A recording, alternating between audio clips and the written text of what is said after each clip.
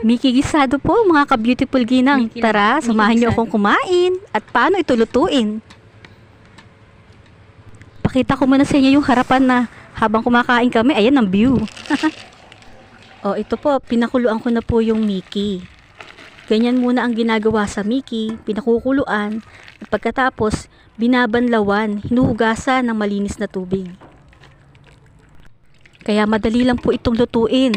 Kapag nagisa nyo na yung mga panahog, hindi na kayo mahihirapang palambutin yung pinaka-noodles ng Mickey. Tara na magpainit ng mantika at ito na yung mga tokwa, piprituhin muna natin.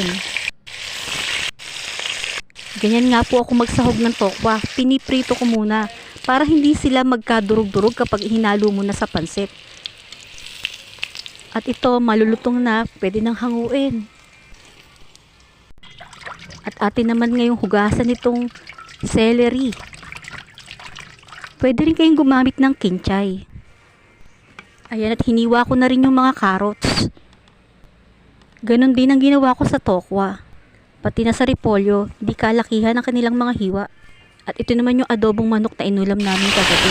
Isang gagamitin kong panangkat at pampalasa dito sa ating Mickey.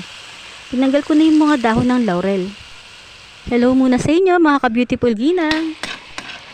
At nagmamantika na nga itong adobo mga ka-beautiful ginang.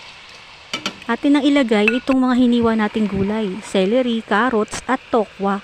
Pati na rin itong repolyo. Igisa lang muna natin hanggang sa mag-combine na yung flavor at yung gulay. Dahil adobo ang ating ginamit na panangkap, makakatipid na tayo sa mga flavorings nito mga ka-beautiful ginang dahil malasang malasa naman yung adobong manok. At swak na swak ang lasa nito para sa ating lulutuing Mickey. Lagyan natin ng pamintang durog. Ito yung pamintang durog na nabibili sa tindahan. Medyo mahal nga na nga siya ngayon. Dati piso lang ang isa. Ngayon 3-5 piso. At ihalo na nga natin yung Mickey noodles mga ka-beautiful ginang.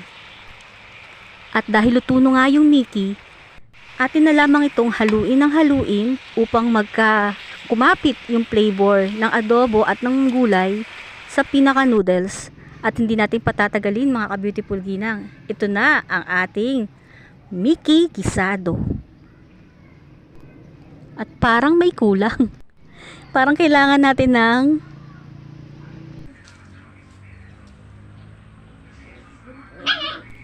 kalamansi. Ayan, may kalamansi na mga ka-beautiful ginang. At ito na nga, finally, luto na ang ating Mickey gisado. Thank you for watching mga ka-beautiful ginang. Please follow, like, and share. Paki-comment na rin kung nagustuhan nyo ang aking video. Thank you for watching.